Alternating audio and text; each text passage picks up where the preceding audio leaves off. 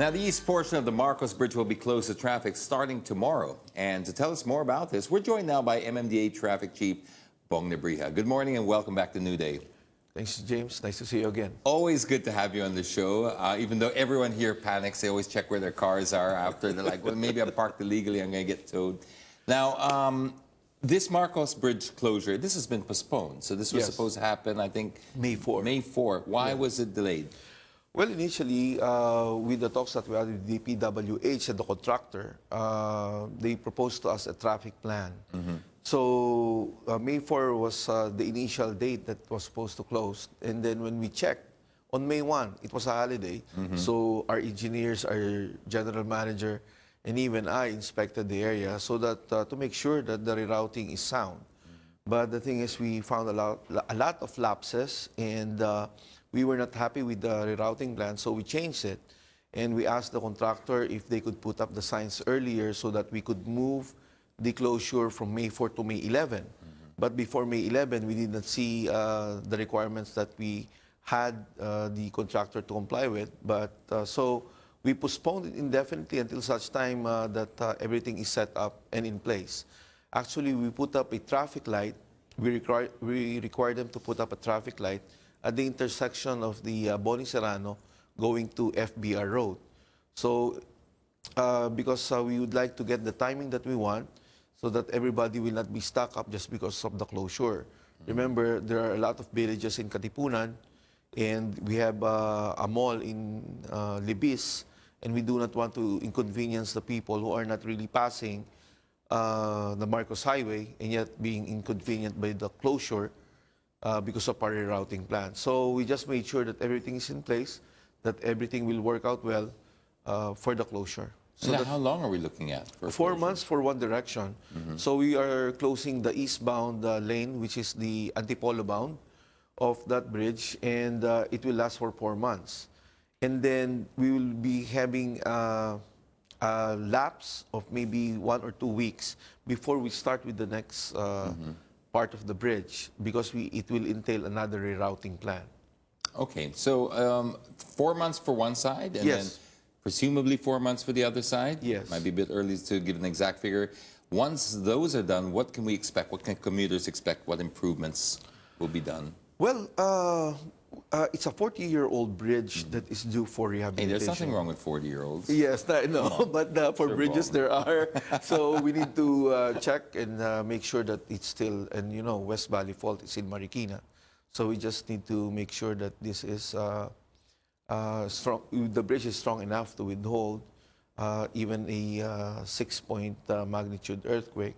So we're looking at the safety of the motorists passing through this bridge. So that's why it's long overdue, actually, James. We've been looking at rehabilitating this bridge since last year, but it did not push through because there are a lot of bridges that we needed to close down. So we needed to prioritize, and now that this is the time that we need to make sure that this rehabilitation will push through. Well, 40 may be the new 30, but not necessarily for bridges. For bridges, yes. You spoke about motors. How many motors do you think will be affected by this? Based on our volume count, we're looking at 6,000 vehicles per hour in both directions. 4,000 going to Cubao and 2,000 going to Antipolo. We're talking about per hour. And, well, basically, the private motors will not be greatly affected because if you're going to Antipolo, you just use the westbound. We will be counterflowing it until you pass the bridge and then go back to your lane. Going to Cubao from Antipolo, then we will be letting the motorists use the service road of SM Marikina. So for now, there will be no rerouting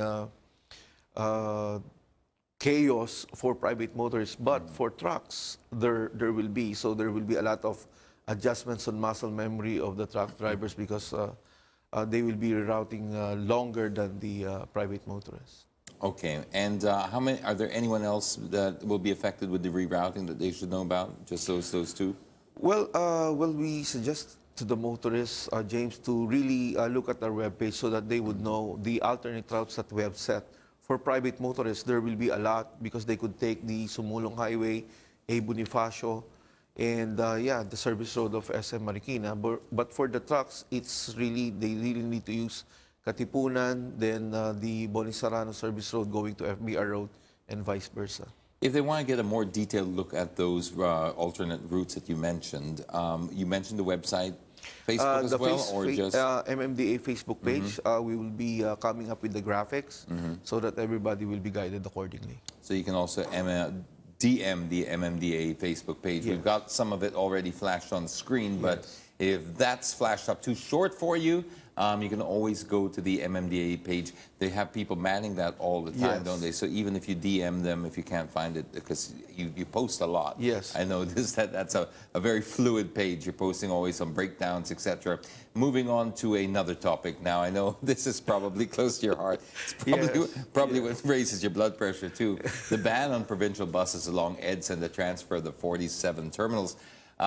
What's the latest update in this? As far as MMDA is concerned, we are right on track, and we will be pushing this as planned. But again, James, this is not just MMDA. The policy is a national policy, which is coming from DOTR. And we're waiting for the guidelines that they will come out with. Basically, others will term it as implementing rules and regulations, because we needed to extend some routes of the city buses and cut the franchise routes of provincial buses. So with all this, we are just waiting for the guidelines of the Land Transportation and Franchising Regulatory Board. And once all these guidelines are set, then we're ready to implement. Now, for those who are having a little trouble trying to picture and understanding how the effect is, when you're coming from the provinces, and this is including Cavite, like Bulacan, so these are, many people live out there to work in Metro Manila every day. Where would they land?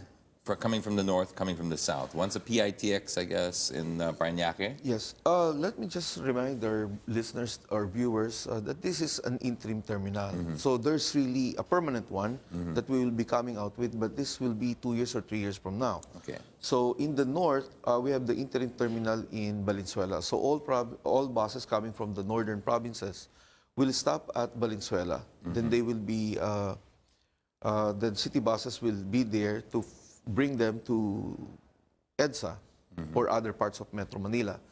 So that's how it will work. So they need to transfer to the city buses. Only city buses will be allowed to get in Metro Manila. Is that where the resistance is coming from the passengers? The dalawang sakay na? Yes, that's right, James. Especially those who are already near, or what we call the provincial commuters. These are the people who works and studies in Metro Manila and lives in the provinces. So they come here regularly.